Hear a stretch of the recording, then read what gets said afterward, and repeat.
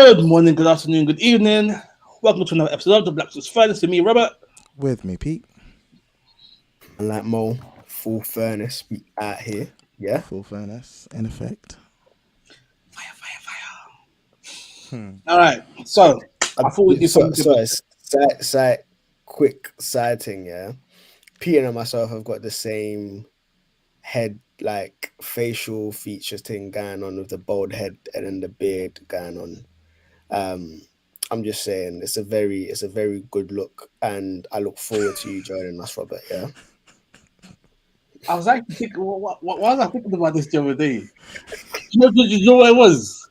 I think it was last week when you guys were showing pictures from I think Moses' wedding, and then you were talking about all the hair you had, and I was thinking, oh, I don't have to reminisce about having hair. You know? I'm living the great life. For now, Nah, my hairline will be strong. touch 35.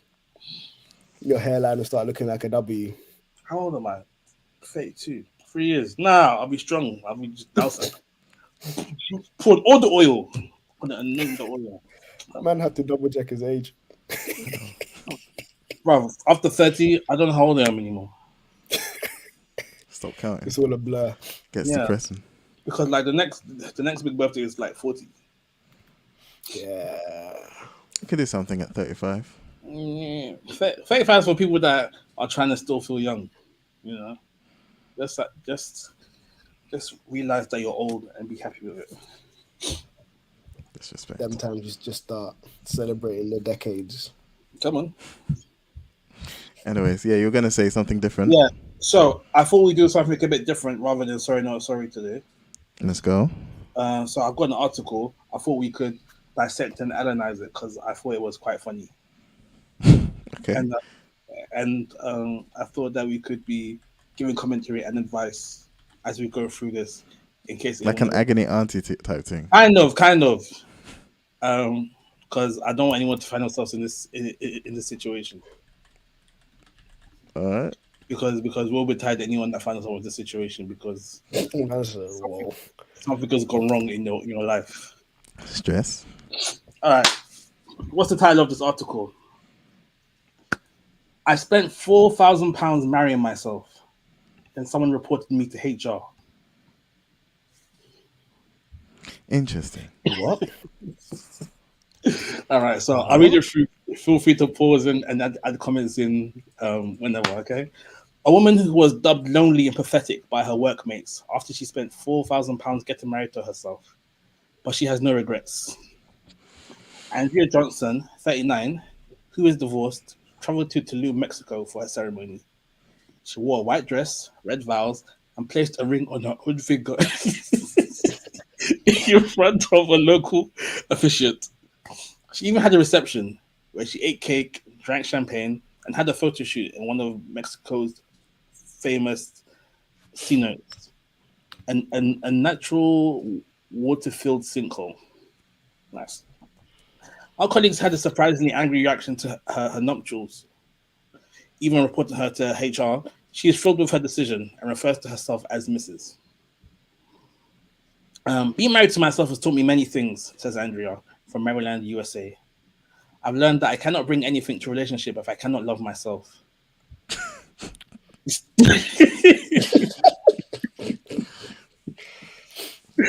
I put my relationship with myself above everything and work on it constantly.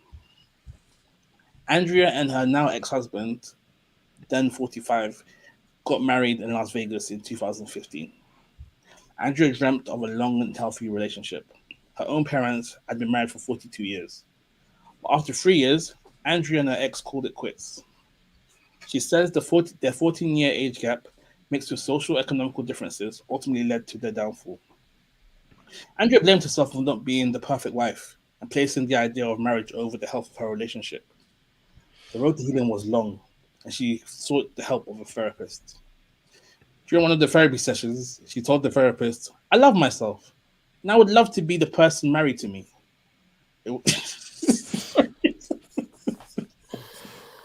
It was then she questioned whether she could make marrying herself reality, and came across a celebrity such as Selena Gomez who had done just that.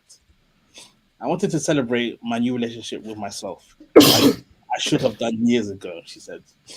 In my first marriage, I made the mistake of dedicating myself to loving someone else unconditionally without giving myself the same love first. Shortly after proposing to herself on Valentine's Day, she started planning the wedding. She booked her flight to Tulum and announced her news on social media in March 2023. While friends and family were supportive, she received harsh backlash from colleagues at work. There were a lot of comments made to me and behind my back about being crazy, pathetic, lonely, starved for attention, and a whole slew of other things. Some employees anonymously reported me to the HR department and initiated an investigation about at work around my mental stability. It was a really tough time.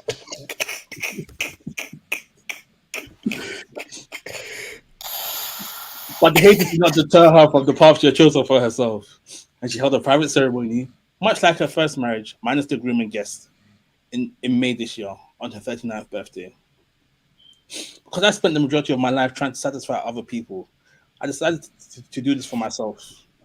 I wanted the ceremony to reflect me and not conform to society's standard of a wedding.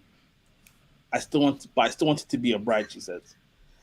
I used elements of a typical. I used.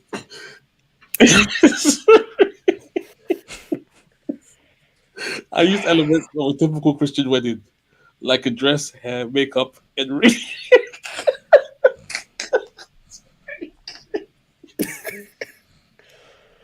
I can't breathe. And some of my own, like baptism, spiritual. I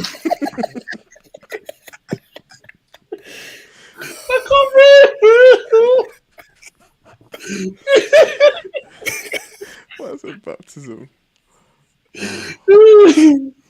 And some of Wow. my own, like baptism, spiritual vows, and acknowledgement of my love for myself alone in nature. I went to a C note for a photo shoot, symbolizing the rebirth of myself and emerging into the new version of myself. When I emerged from the water, I put on my Wiping wedding tears off his dress. eyes. I put on my wedding dress, walked to the sea note, said my vows, and put the ring on my own finger, she said. The ring, in the shape of a lotus flower, cost her a little over £30. When asked whether she had any second thoughts about getting married, Andrea said, "Up until a few days before, I was completely, I was completely confident in my decision. Although the day before, I actually got nervous. I have no idea why. I started asking myself if I was really going to go through with this. Am I crazy?" But Andrea said the day was perfect. It was an amazing experience. The ceremony lasted the entire day. When I saw myself in the wedding dress, it was amazing. I felt beautiful. The cake and the champagne were the added bonus at the end of the evening. I didn't have to share with anyone else. I did everything for me. Almost there. Uh, when I'm able to, I refer to myself as Mrs. instead of Miss. Even after the wedding, the backlash from her colleagues did not subside. With one writing a statement outlining why she felt she was mentally unstable, Andrea eventually quit her job. I saw a three-paragraph comment outlining my mental instability for marrying myself. Someone attacked my social media page, called me insulting names, and told me to stay in Mexico and leave my craziness there. They said nobody would call me Mrs. because it isn't legally binding. I was used to getting comments like that from strangers, but I really hit hard because it came from someone who knew me personally. So now I do not care what other people think of me because I know people are going to think what they're going to think about you. So you might as well do what you want. The end.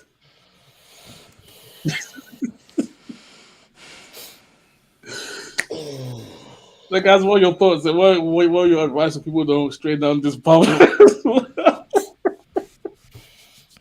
You know the story of how the word narcissism was created. Staring into the water, looking at their own beauty, and then Yeah, it they was a fell guy. into the water and A died. guy, I think Yeah. it's Narcissus or something, literally fell in love with himself with his own reflection, um, and called it that. It's the height of a narcissistic person to like flesh out loving themselves to the extent of marrying yourself. It's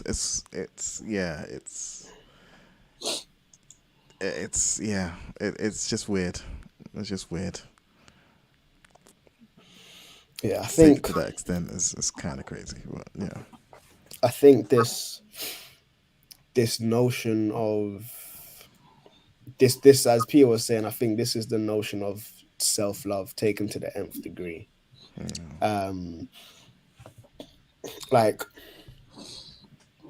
if you everything that she said she enjoyed about the day could have been done without the marriage vows. She could have bought a pretty legit, dress, legit, taken herself to a fancy restaurant, legit. had cake, drank some champagne, like literally taking herself out on a date. Yeah, Like just man, people just go out to go eat by themselves and just enjoy their own company or whatever. And but to take it, and I think obviously the wedding was done by whoever, because if it was like a Christian wedding, which pastor's gonna marry one which woman, pastor's gonna do that? bro? Yeah, I mean, I'm sure you can find some for the right price. I'm sure you can. fair. I'm sure you can. Cool craft But look. again, we've got pay for half of his jet, Relax. because like this is one reason why I enjoy the stipulation where it's just like marriage is between a man and a woman. So if you come as a woman, I want to get married. Where's the groom? He's not here. This is not the right place for you. Clearly. It's like, yes, treat yourself well, take yourself out, do what you're doing. But bro, I would genuinely say go see a therapist. But that's what she did. That's how she Well, came to that's where the idea came from. You should have spoken to the So- therapist after you got the idea. You know, I think my favorite two parts of this were when she was talking about the elements of a typical Christian wedding. She said the dress, the makeup, and the ring. Bro. Nothing about unconditional love. Nothing about being a type of Christ in the church. And then she Hair said, and makeup. and then she said she puts her ring on her own finger. Like she doesn't do that all the time anyway. Like, yeah, it's yeah. Okay, It's so madness is what it is. I think in this thing there are two things going on. One, there's the desire to be loved, Mhm. and she's gone down this route of going to love herself because she feels like no one else can love her the way she can love herself. Or she's not worthy of marriage until she learns how to love herself. So there's that. And also, when she was talking about her first marriage and not feeling like she wasn't being the perfect wife. Yeah. Is there any advice you can give to anybody who may be feeling one of those two things?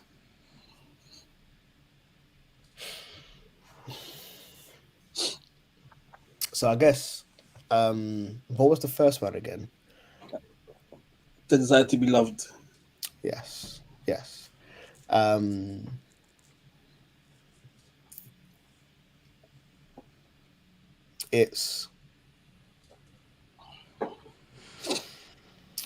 It's an interesting one,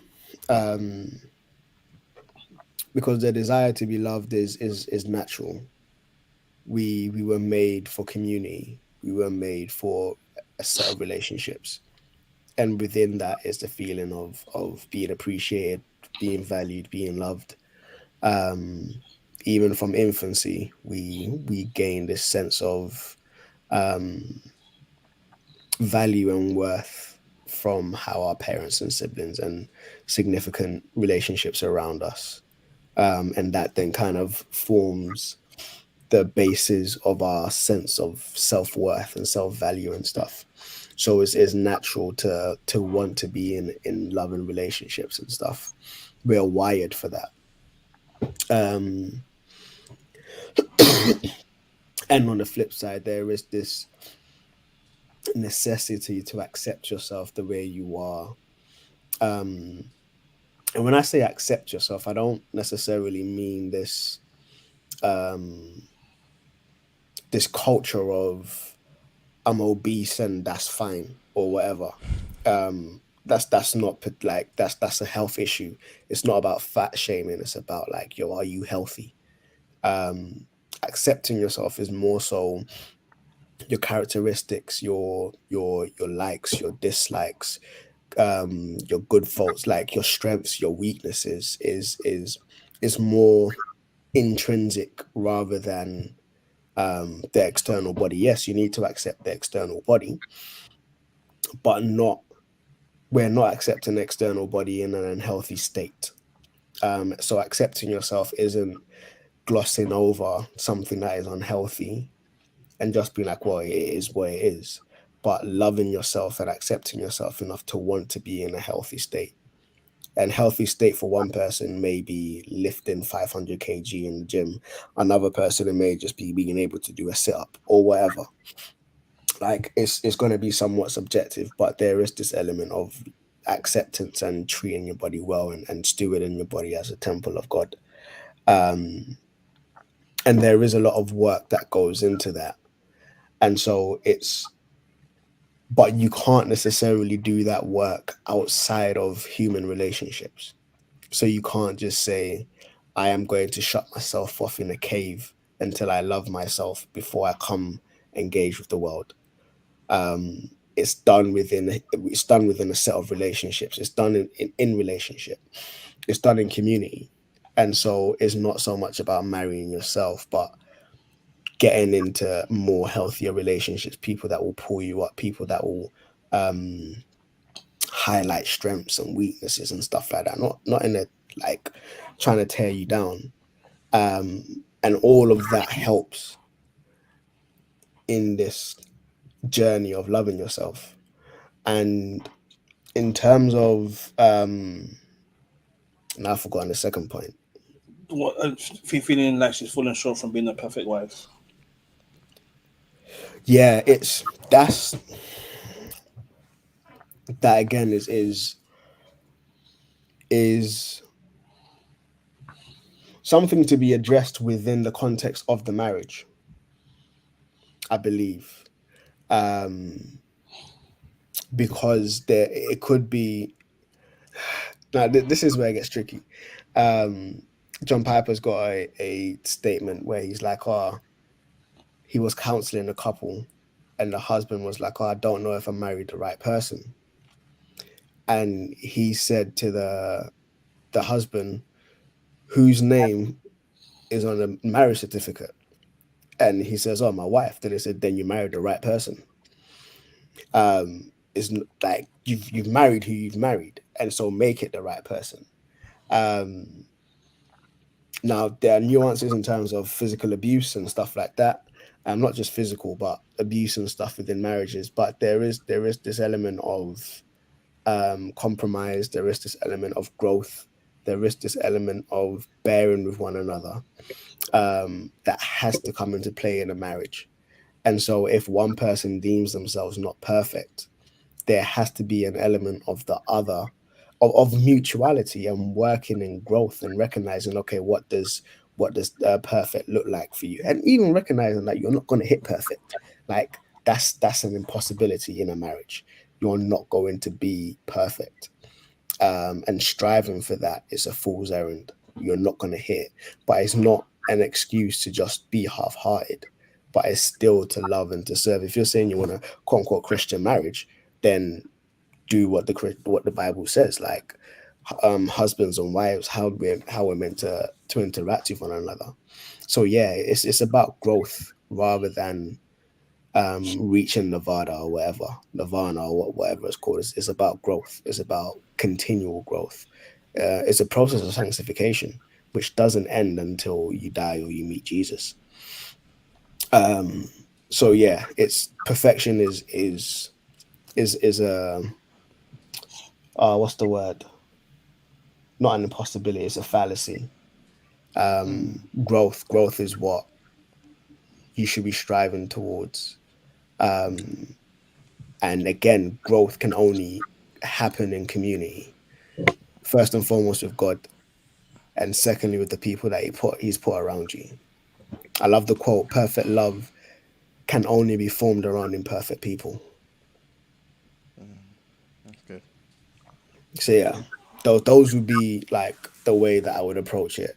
Um, all of us are tired, and so my empathy and compassion is somewhat low, and also it's just dumb, bro. You paid to marry yourself. You paid to marry yourself. You could have bought yourself a princess dress, taking yourself to Disneyland, like just enjoy the peas, and then come back to work and then keep it moving. But you chose to go Mexico. Yeah, it had to be like them man that go Vegas for overnight weddings and stuff like that. Like, yo, it has to be somewhere. Yeah, that was stupid. Yeah. So before I get to your question, the idea of marrying yourself, to me, again, apart from it being completely narcissistic, also sounds like a cry for attention. Yes. Like there's nothing outside of your apparent vows to take care of yourself that make that marriage to yourself any more legitimate than looking in the mirror and saying I love you. Like Fam, drop them affirmations on a daily basis. legit, you know. So it sounds again like a cry for attention. The fact that this is a whole thing. That said, to answer your question, that desiring to be loved, I think as Mo said, it's a natural tendency. It's a natural thing. We aren't designed to be in isolation.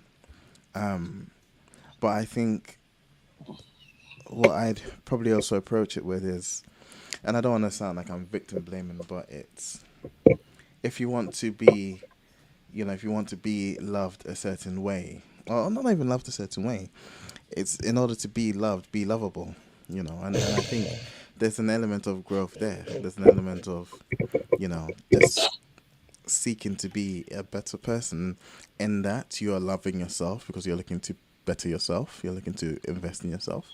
But then you're also finding that by working on yourself and by being the best version of yourself, you will attract. And the advice could be if you're not meeting the right people, whatever, putting yourself in the right position, online dating, activities, trying to meet someone. If you're Christian, praying, asking God for direction, to asking God to bring someone along. All of those things are practical ways to deal with that desire to be loved. But yeah, to turn that into, well, if I don't love myself, who will love me? And therefore I'm going to go and marry myself. Well, now you need to divorce yourself to go and get married to someone else. So it's just weird. Yeah, and even that statement flies on the face of the gospel.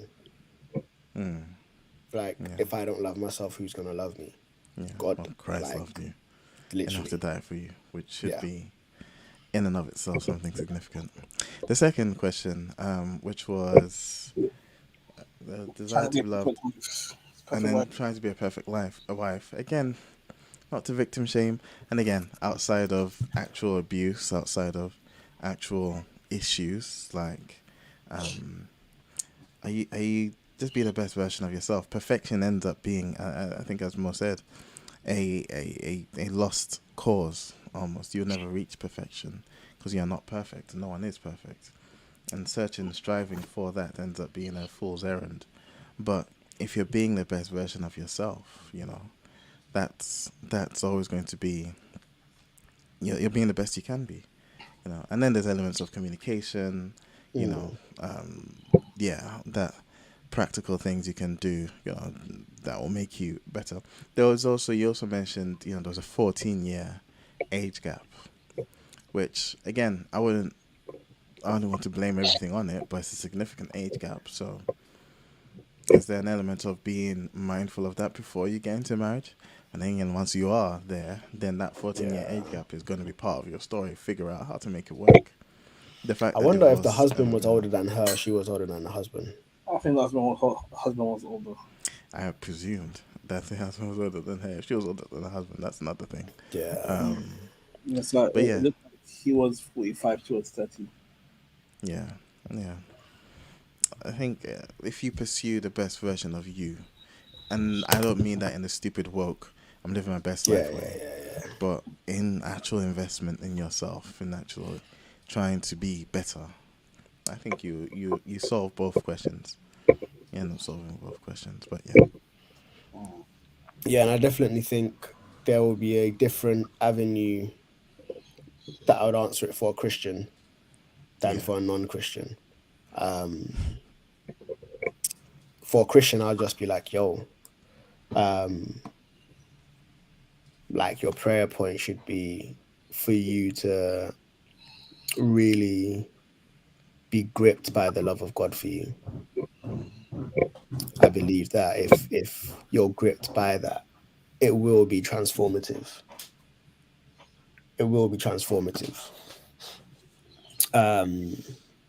And you can only really do that again in community. You can't go lock yourself. Even the nuns who lock themselves up in a monastery, there's a community of nuns.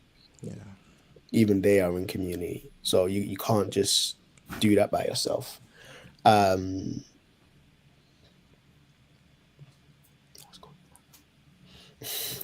You can't just do that by yourself.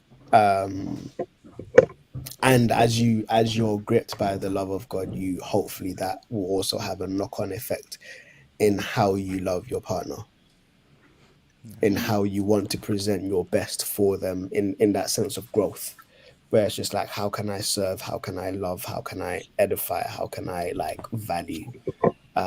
So yeah, I'll be like, yo, my prayer for you would be to be really gripped by the love of God. If you're not Christian, where I'll be like, yo, I know a counselor. We can get you into this, just a healthy place of appreciating who you are, in community, stuff like that. But just just being in that space of being loved, man. On Even the topic, breaking down what your concept of a perfect wife is. I was even gonna say, like, I think like one thing that I found in early days of my marriage was that Andrea, not just cook on someone, my wife Andrea. Cop on someone. Like, so she had her ideas of what, not even perfect, but like what a good wife was in terms of what a good wife did or didn't do and such. And if she wasn't hitting those marks, she felt like she was failing as a wife. But then to me, those things, or like some of those things, weren't indicative of how good you were as a wife. Because, like, let's say, an example was she may have thought that a good wife is someone who cooks for the husband like 3 or 4 times a week. But to me, I don't see that as a big thing. And so her not cooking for me 3 or 4 times a week doesn't make me see her as not being a good wife. But until we had that conversation, that was that Conceived notion. yeah, that she was holding, and she was almost like beating herself over the head. Yeah, and I think that notion is typically held by both sides in the marriage, depending on I think for the most part it's held by both parts, because I've held notions of this is what a husband ought to do, the head of the household, like I need to be able to do XYZ, blah blah blah. If I'm not doing that, then I'm not fulfilling that role as a head of head of the house. And sometimes it isn't explicit, sometimes it may be very subtle, it may be some like so I think both parts kind of struggle with that. But you're right, and unless you have genuine conversations, then it's not going to happen. And again, that's community. Yeah, and that's even something that you should talk about even before you get married, because it's like the husband's idea of a good wife is one that stays at home, but you know you want to have your career. Then maybe this marriage isn't the right one, you know. And then you learn that before you get married, rather than after you get married, and then you're butting heads all the time. Yeah, but if you are married, doesn't mean that you still can't compromise between the two of you This is it. and make it work. You know, you might have to give some stuff up or take some extra stuff on. Um, but I definitely believe that if each person is doing what's best for the other person, then both people get looked after, and there is hopefully um, harmony within the relationship, or as much as they can be. Facts. Because you know Facts. sometimes, because as good as we are, we be wilding sometimes. Something just come and throw a spanner in the works. Spending too much getting nails done, hair done, crazy, Mm. crazy. Cool. That was Um, interesting. that was fun. That was great. Ah, I think we do good at giving relationship advice. Well done, guys. Well done. Clap for yourself. This agony aunt segment. Come on. All right, not sorry, not sorry. All right. So we've had some fun. I did want to talk about what's happening in Israel and Gaza and them things there. I let the guys know in advance, which is something I don't usually do, but I thought because of the kind of topic it is, I want everyone to have the chance to prepare. Yeah. Fam, I didn't do any preparation. I didn't do any. Do you know what? The only preparation that I did was social media. And depending on what kind Um, of social media you get, we'll let you know what Instagram, and kind of. I had the very pro-Palestine rhetoric, which I'm not necessarily pro. It's just like most of the people that I had was very much pro-Palestine, um, and this I couldn't do the research because it took me back into the same space that the George Floyd situation took me into, where everywhere I was looking, there was just these images of bodies and stuff. And I was just like, yo, like, it's for those in it, this is all that they're exposed to. And it's horrendous. It's traumatic. Um, Even for me, just seeing it on a phone, I'm just like, yo, like, this is a lot. And I just couldn't get myself into that space of just sitting with the material because I was just like, yo, like, this is a lot. So yeah, Mm, man, I'm gonna come. Today is gonna be more of a. It's not gonna be a researched conversation on my part. It's gonna be a gut response from my part. mm. Yeah, so I think one of the main things I've been thinking about like around this topic is Israel's Israel, God's chosen people. I don't even know if these Israelis count as the Israelites God's people, but if they are, as Christians, should we be backing them as God's chosen people? No, You shouldn't be backing them. That's what no, some people. no, Cool. no. You shouldn't. So I think it'll be good to have balance. He is rubbing the back of his head. He's like, yo, Like, I oh, wasn't expecting this. No. I think it'll be good to have balance here. So I think it's worth. It's there's so many angles to come at this from, right? Because we're in a 24-hour news cycle, Yeah. and we're surrounded by echo chambers. I say surrounded because we actually, up until maybe recently, well, I don't know about you guys, but for me, up until recently, the Israel sort of Palestine conflict has been one going off in tertiary. Like I haven't, not to say I haven't been thinking about it, but I haven't really paid attention to it Yeah. because Yeah. we've got other things. Not we've got other things going on. It's one of those things where Yeah. unfortunately There's other things in front of us. there's so much going on. Yeah. There's so much that hits so much closer to home. Yeah. It's like I'm thinking about the bomb on my doorstep. I'm not thinking about the bomb in the Middle East, unfortunately. Yeah. But it's been going on for so long, and there is so much to it. I think sorry. So I was saying that to say we're surrounded by echo chambers because we haven't been paying attention to this, and we're in our own echo chambers that don't concern this. But then if you start then going and looking for information, what I've noticed is, again, as you guys rightly even noted there, depending on who you go to first, the algorithm is going to take you through a certain route. And so if you then go to a pro-Palestine person, and they're talking about the conflict from their point of view, at the end of the day, I don't even, if I'm in a war zone, I don't even really care who's right and who's wrong. Bro. I'm like, yo, my neighbor's dying. My family's in trouble. Yeah. It doesn't matter. We almost have the luxury of looking at who's right and who's wrong because we're not there, right? Yeah.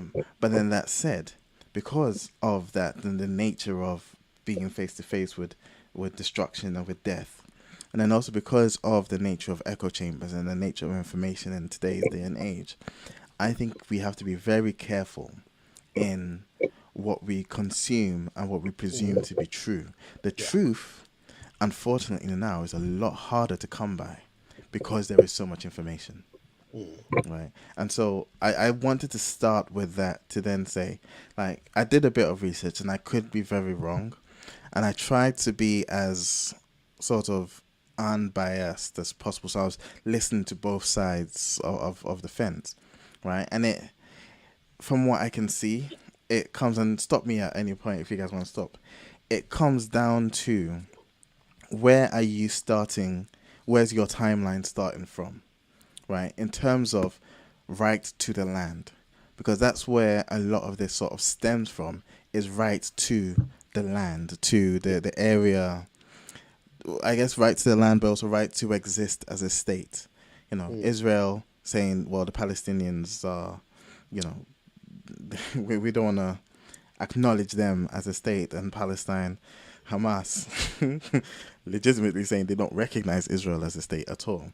And then you look at how Israel as a state came to be now, stemming from some letter from some British dude. Ridiculous stuff like the Balfour Declaration. Ridiculous that British people are promising a Jewish nation in Palestine when they don't, it's not their land. Why are they making things?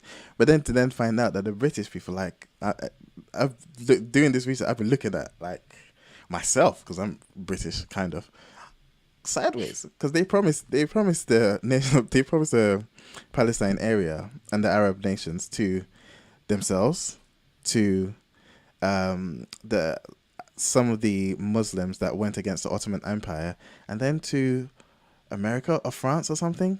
Like, they sold it 3 times, 3 different people, right? And so you've got all of this underpinning that formation, the initial formation of Israel. But then you actually then, if that's where you want to start, then fine, there was Palestine, and then Israel was created within, and they're illegally occupying to some extent. But then you take it back further, and we have, apart from the biblical accounts, we know of the nation of Israel. Like, we know that they existed. They have been God's chosen people since day. Right? You've got Josephus referring to Israel. You've got historians referring to Israel existing in that area. And so then it's, well, were they there first? And Palestine as a nation itself, or as a name itself, ended up coming up somewhere around, I can't remember when, but that came up itself, where there were people living there, Arabs, Jews, that weren't referred to as Palestinians. They were just there. And then you've got the name Palestine itself being either from Philistines, which is the enemies of Israel, and there are some arguments that was given to spite Israel, that was given to remind them of their enemies. And then you've got actually Palestine, the Greek word that it derives from, being wrestler, which would then tie into the one who wrestles, Israel. And is it just the Greek translation of the Israel name that was there? There's so much loaded history here that I just think it's necessary, if you're going to take a side, to be mindful of everyone's at this point. Everyone's dying. Everyone just wants the war to end.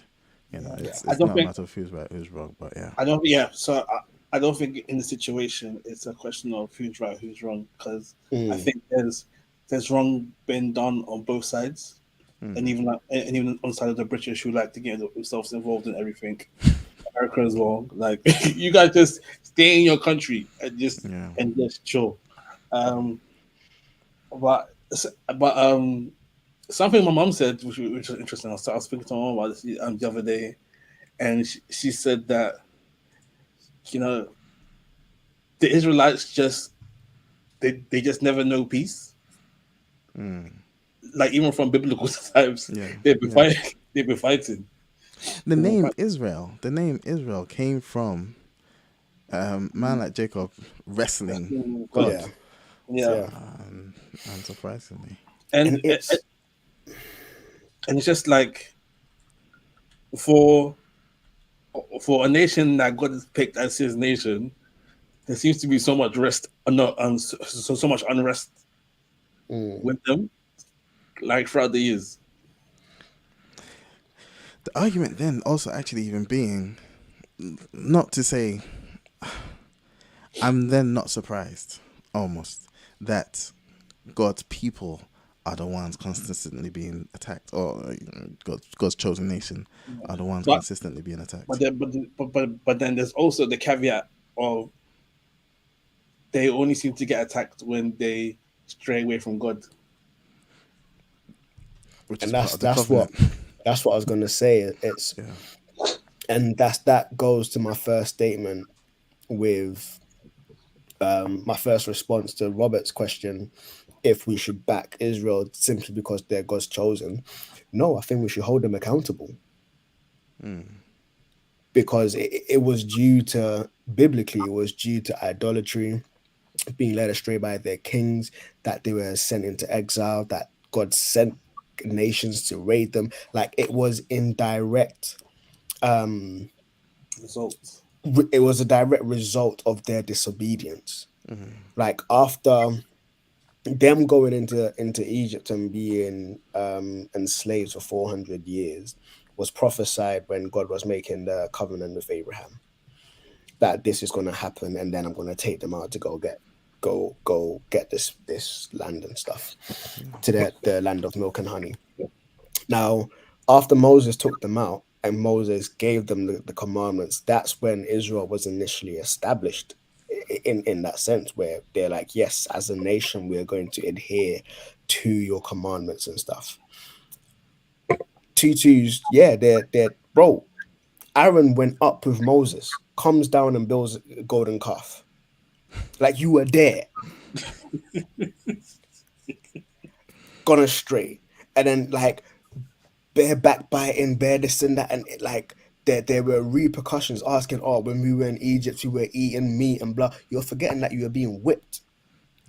And your kids were being killed, and it's like, we were eating meat, blah, blah, blah. And then God gave you meat, but with a plague. And then it's just like, there was just this constant, like, there is a definite need for accountability, especially so as God's people. The church is called to hold itself accountable. We are called to hold each other accountable. Leaders go astray. Yeah, go for it. It's like throughout Israel's history, God has dragged them kicking and screaming, even though it's always been to their benefit, But they will always try and do their own thing, regardless of God saying.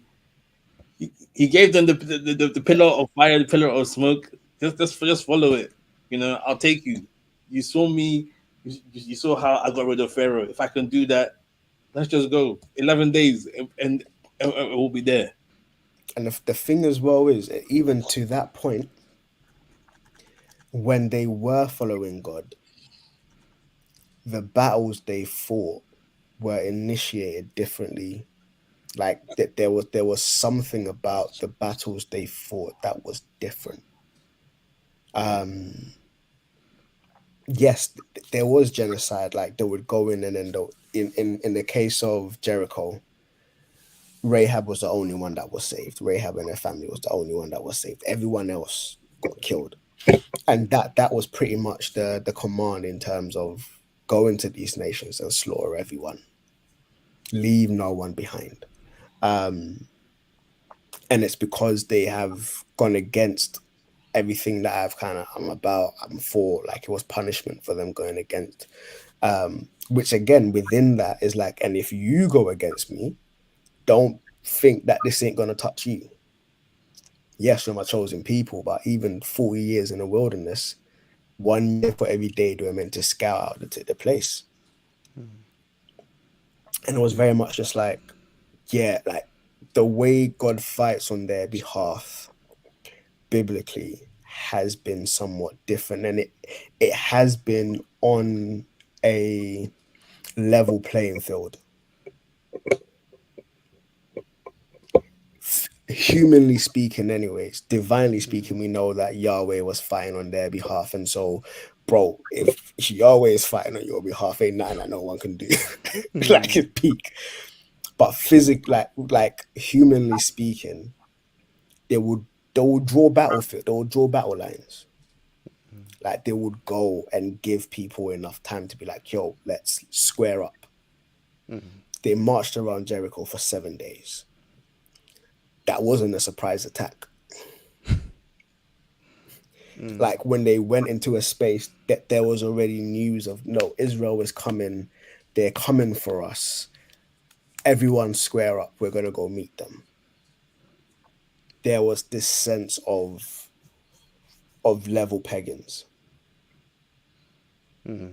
And so it's just like, yeah, there's, and for me, I'm not condoning whatever. It's just like, a death is a death, and it's unfortunate. Like, I'm seeing videos and images of parents carrying children, lifeless bodies and stuff out of rubble. I'm just like, yo, like, no parent would want to go through this, regardless of whatever side you're on. No parent would want to go through this. Recognizing that there is absolutely nothing you can do with this band of electricity, internet, fuel. Like, bro, like, some of these people potentially could be saved.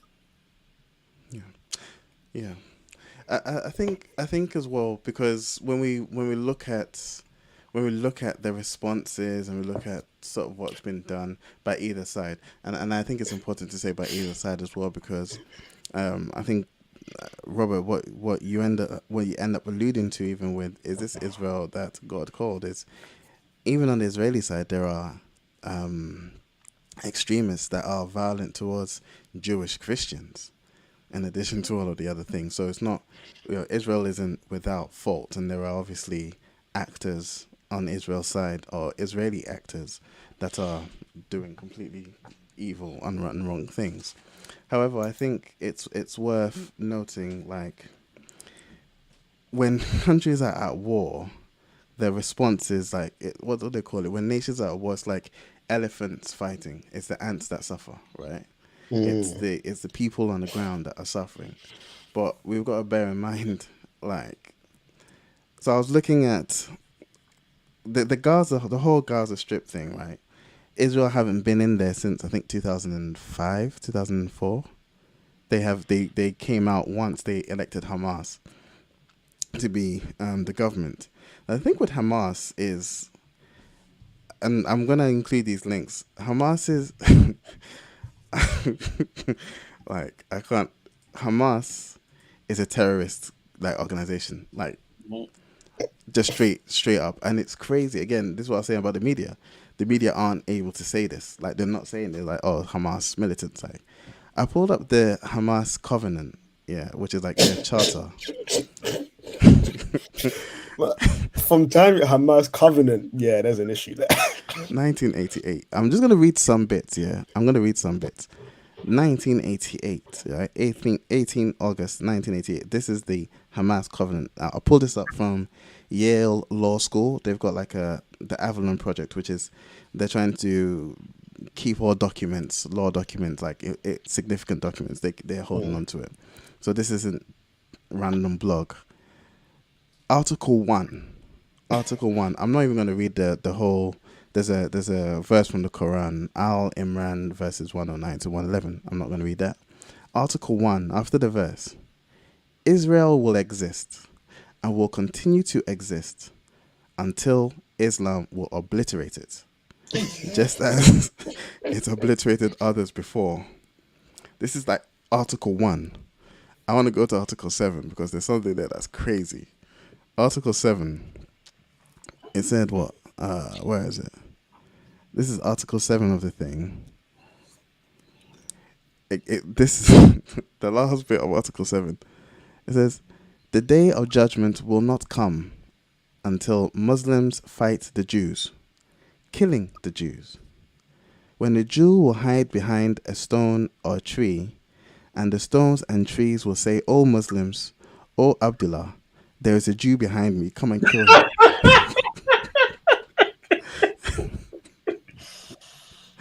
Only the Garkad tree, evidently a certain kind of tree, would not do that because it is one of the trees of the Jews. Like, if this is your government's charter, sorry. That charter is 35 years old. Only know, 35 years old. You know, Oh, no, this is 1988. Yes, yeah. Yeah. Only 35 years old. not to defend them, but if you go back, read the first charter again. Israel will exist and will continue to exist until Islam will obliterate it, Keep going. just Next as it one. obliterated others before. So you see, it's like almost like a reaction. It seems, No. you know, Okay, yeah, I can see what you're saying. So so like things like Hamas, people like Andrew Tate, and no, It's to produce. that Andrew Tates, the Kevin Samuels, these people are able to grow as a reaction to something that's happening in the To oppression. in this so like, not to say that Hamas what Hamas is doing is good, but from what I've read and from like their charter and stuff, it doesn't seem like they are the first domino in this thing to have fallen, and again it goes back to what you're saying, like, where do we mark the beginning as being?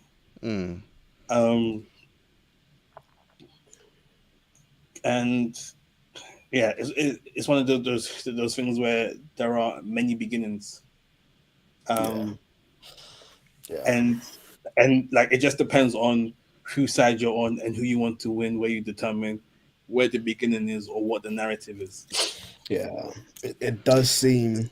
Just for context in response to that, sorry Mo, just for context in response to that, because I think we as black people can empathize with a mindset that refuses to allow an atrocity to be repeated. And so when you look at Israel and what they went through with the Holocaust, and then you have a charter like this, that's like the tree and the stone will say, there's a Jew behind me, wants to come and kill it. Man It's said, like, get behind me, Satan.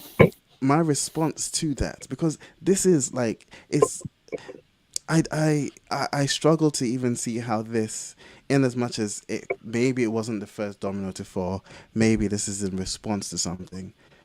I struggle to see how this can be a government's charter and it be okay. Like, in your charter, we're going to kill Jews. Let me draw a parallel. It may not be a direct parallel, but I think there's 13th Amendment.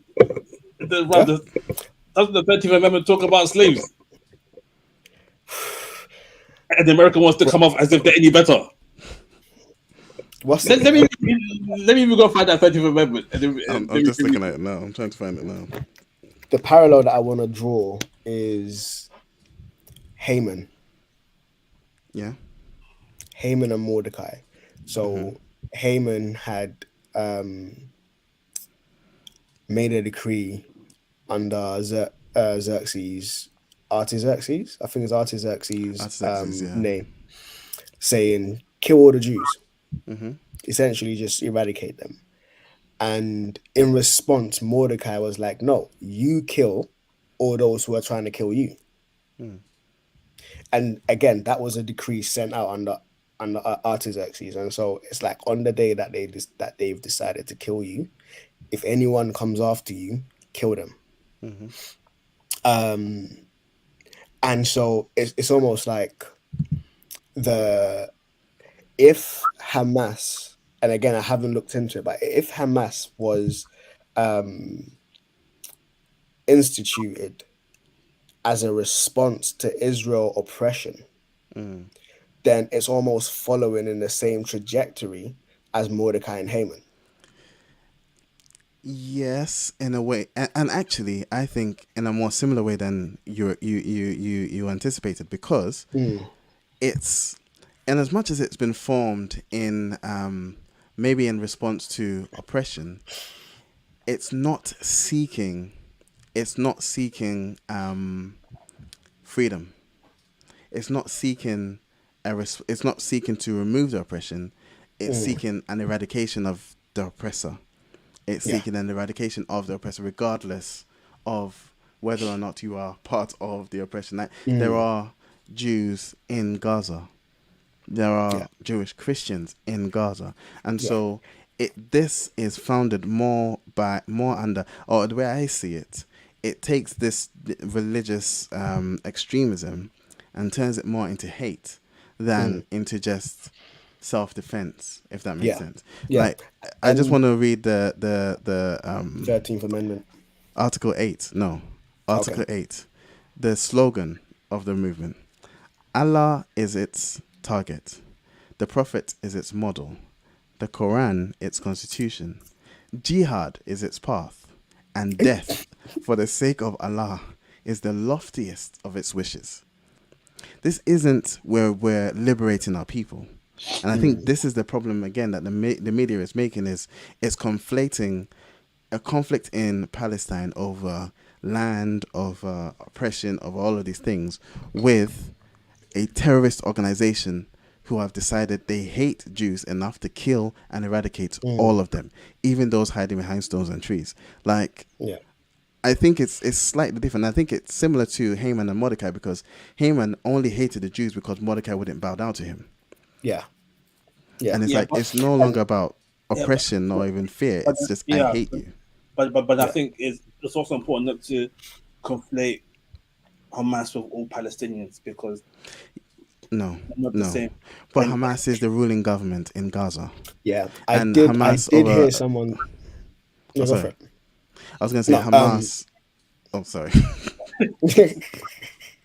I was just going you to go say first, bro. Hamas going in on a Shabbat, I think 2 weeks ago, last week or whatever, and raping, killing, kidnapping people is what caused for this declaration of war that Israel is going on. This is why Israel is saying this is our 9/11, because in similar fashion to how extremists 9/11 bombed World Trade Center, it was, apart from the conflict that's been going on, it was this act of Hamas going in, killing, raping, kidnapping, on Shabbat, their day of rest, that then Israel's like, well, now what we can do is, and I'm not trying to defend, but I'm saying Mm, this is where this declaration of war has come from. It's yeah. that act, right? Yeah. Which was Which Hamas.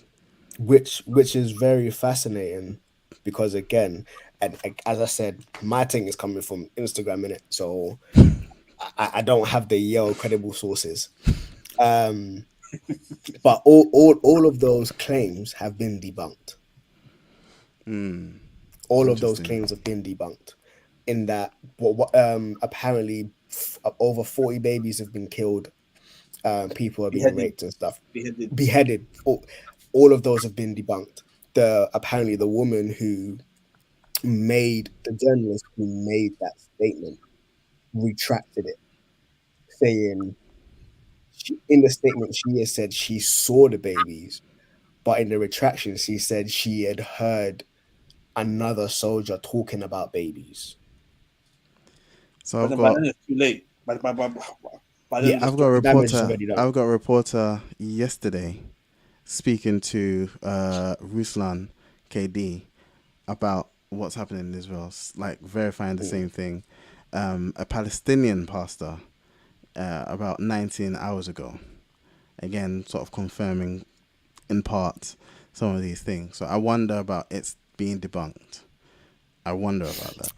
But yeah, So yeah, it's like in war. There's always going to be propaganda. We're never going to know the truth about Yes. anything. that's true. yes, That's true. yes. And so it for me, it because I'm just like, I don't know where to look for news. I don't know what to do. Credible sources can be manipulated, even in terms of from Donald Trump, fake news, all of Fake them news, things. That yeah, credible yeah. sources can be manipulated. They're with government agendas and stuff. And for me, it's almost like, okay, looking at lives, looking at if 40 babies have been beheaded, that is tragic. Like it's mad. Also, from what, again, Instagram filters and stuff, there's a difference between Hamas and some of the people who are actually fighting. In as much as, yes, Hamas is the ruling government, these people are just fighting for their own freedom. And so they're not almost fighting under the government's regime, but they're tired of this open air prison that's been running for however long. For some people, it's their whole lifetime. That's all they know. And they're just trying to break free. And so it's just like, but the freedom fighters and the terrorist government have almost been conflated into one to kind of make things, and it's just all sticky.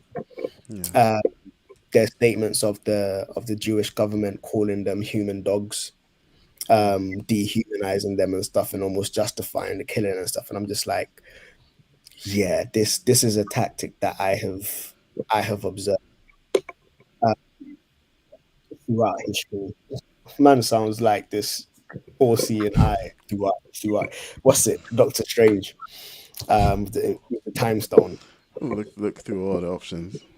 Bro, but yeah, just having particularly looking through like the slavery narrative and the slavery stuff, it's just like just seeing dehumanization and stuff. And so yes, I sympathize because of the stuff that I've kind of read through and experienced and everything.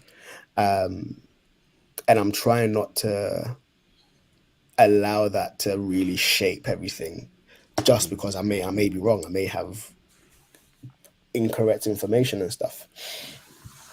And so I'm really just trying to see, as we got Palestinians dying, we've got Jewish people dying. It shouldn't be so. Yeah. At the end of the day, one death for a senseless war is too much. It's one too many. Yeah. And there's been over thousands. So Yeah. either way, it's tragic, and that's the end of the day. And I think the prayer that so I was watching a video from a reporter who is in where is she? I think she's in Bethlehem, or she's in Jerusalem, and then a Palestinian pastor as well, near Gaza, and they're praying for truth, because one of the things is the propaganda machine and misinformation going out, and they're asking for prayer that God gives truth, God brings truth to light. Two, praying for just safety and security of people getting out, people being able to safely just be taken away, and yeah, it's kind of peak. It's kind of peak. So, what do you think that we as Christians can be praying for in this situation? I just said. No. You said that's what you said that's what the priests were praying for. But what do you feel like you can be praying for based on how you feel about the situation? So what I was saying was what the people there are asking for prayer for. So the reporter in but you know, sometimes people don't know what they need prayer for. And we tell them what we. That's the colonizer. That's the colonizer talking. No, this is what you need. Bro, It's I legit heard this past. I don't know. I really do hope that it was, um, even if it, if it was a joke, it was a bad joke. I think I can hear one of the kids up. But just this white pastor's talking about even though slavery was bad, I saw but that video yesterday. oh, was this with Lecrae? Was it? no, no, no, I No. don't, no, not white blessings. Oh, Yeah, I'll put yeah. Um, it. I'll even though slavery was bad, and I'm not saying it's right, but they got the gospel as a result of us going over there and getting them. And so after they received the gospel and they died, they went to heaven as a result of us making them slaves. So they were slaves on earth, but they went to heaven because we shared the gospel. And I'm just like, bro, what? We were good. That don't, Ethiopia would have got to us eventually bro, that it don't correlate. It's like, yeah, we saved them from their voodoo.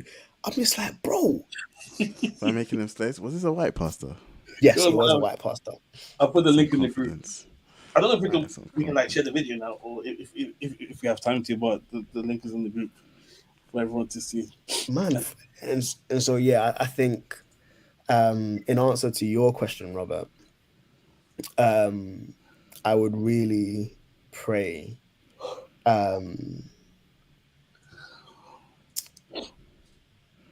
I would pray for the heart of God to be revealed to the nation of Israel. Mm. In that, obviously, I can't pray for the heart of God to be revealed to Hamas. I mean, you Why can. not? I mean, Why I can, but I feel the bridge is a much shorter distance from the Jewish side with Yahweh and them things I than it mean, is with. I, Like I mean, it could be the same I mean, distance. God's been trying to be getting people to have His heart for the past 2,000 years, bro. That hasn't been working. Bro, and the crucified is heart. Oh, Yeah, yeah, because I think if it is a case of backsliding,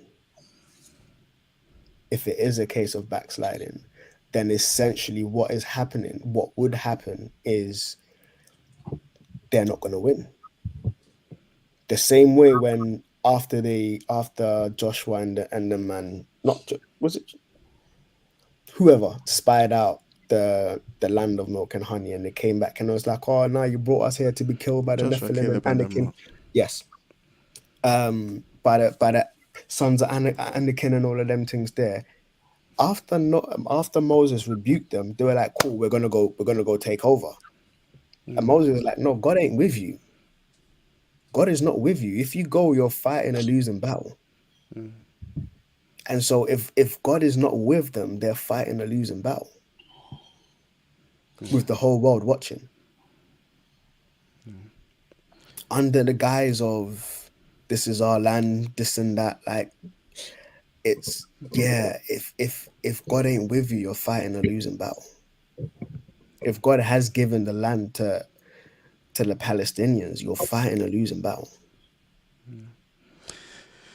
Yeah, I think I'd also pray for just peace and somehow peace. It's so difficult when like things run so deep. Like just even trying to research this, there's so much like, layered into it. So somehow for peace, and I say somehow because I can't see how. Yeah. But then that's what God does, isn't it? Yeah. God is a God of the impossible. So Yeah. pray for peace and for people's hearts, especially those outside of it. Like I see some of my friends on Instagram that are Palestinian or that are sort of Muslim, and like again, apart from the propaganda side of things, they're hurting. Like they're people. And these people, and they're hurting. So it's healing all around, really. Yeah. I would want to pray asking, what does restoration look like? Which goes hand in hand with the healing and the peace. What does restoration look like? Again, going back to the Bible, I think David went to a battle and lost, or something along those lines. And when he went to inquire as to why they had lost, there was something about Saul had slaughtered this people, and he hadn't made restitution or something like that. And yeah, God was like, go ask them what restitution looks like for them. And they said, give us the heads of Saul's children. And so again, it's just like, what does restitution look like? Would they have to have negotiations, conversations to actually be able to hash this out, to be like, okay, yeah, acknowledge we've done you dirty, you've done us dirty, whatever. What would it look like for us to be able to live in harmony? For some people, we like, get out of my land, which would be awkward. But yeah, it's just like, what does restoration look like? Can I bring in? Actually, it will be interesting to hear Robert's response, and then I want to Yeah. throw a little spanner in the works. I know we've gone over time, but this is one of the Yeah. ones. I think the first prayer that comes to mind is just for like world leaders to like do the right thing. You know, Mm, even though they're not a part, they're a part. Like I saw the other day that like the UN is retracting aid to Palestine of the tune of like $635 million, and again, almost feels like world leaders, uh, at least in the West, need to be seen as pro-Israel, even if yeah. Israel's not in the right. And again, like I remember Peter saying ages ago, how you know maybe God is on the Israelite side, which is why the world is flocking towards Israel and Mm, defense, or it could just be politics, one of the two, um, or maybe a bit of both. Yeah, so yeah, I'll just pray for world leaders to do what is right for pe- people at large, rather than what's right for political power, or what they think is the best thing to do. So I just felt. I mean, we're all Christians, and we're all believers in the gifts. So I wanted to just look at the sort of end time prophetic element of this. And I'm not saying this with any authority or any real certainty, other than, it sounds interesting. So in Ezekiel, the prophecy of Israel being attacked by her enemies from the north. And I think it's in Ezekiel 38. Magog from the north, if you look at it, ends up being Russia. But Russia is going in with their allies, who are Persia.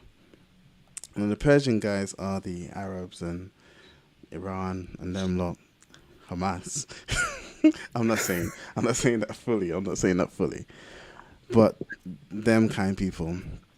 And Russia aren't involved in this yet, but there have been talks of like Russia and Iran, Russia and funding some of these things. So just not to say this is biblical prophecy coming true or anything, but I think those amongst us that are sensitive to prophecy should start looking at this maybe a bit more in depth and seeing if there are real lines there. Again, I'm not saying with this with any certainty. And especially if we start hearing about Russia getting involved just because they're north of Israel in that sense, mm. to be mindful of it and to start praying into that. But Well, yeah, Russia can't even be Ukraine, bro. They shouldn't be trying to get involved in well, this. yeah, yeah. Stupid Russia. Unless in their this is me speculating. This is completely nonsense. Take it and throw it away. Unless in their struggle with Ukraine, they join forces with Hamas. take over Ukraine, and they're okay. So to pay you back, let's also go and then Attack your enemies.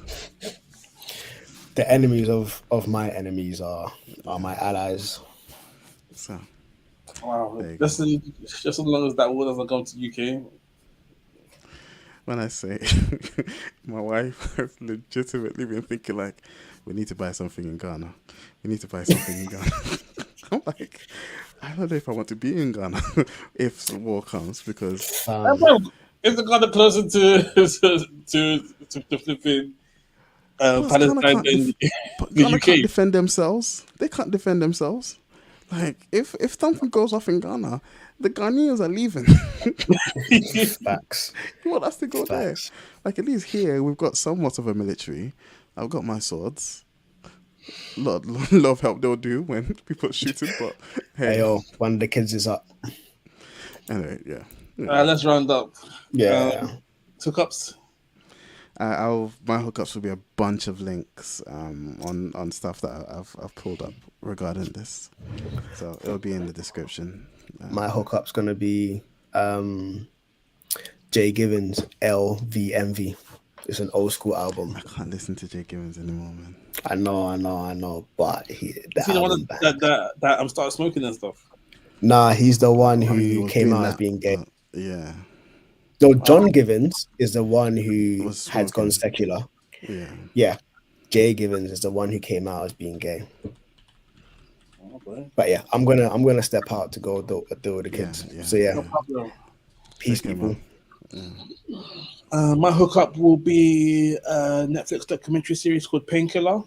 It's a dramatized series about a company called Purdue Pharma, which were a company in like 1980s, 1990s who got big selling this drug called Oxycontin. That was like the new wave of crack cocaine that was just causing bad people dying. Yeah, it's just a story about how they came to power and how the government tried to fight them and what happened as a result. Really good watch, really deep. Makes me so happy I never got into snorting cocaine or anything on them stuff, man. For context, for those thinking, just to add to the legitimacy of this, that Painkiller Netflix series I heard about because Anita was in one of her like pharmacy educational things, and it came up as almost recommended watching from them. Like this is a pharmacy, like they're doing like a webinar on stuff, and it came out. So it's a legitimate show. Have you watched it? I need to start watching it. We started watching it, but we haven't finished. Yeah.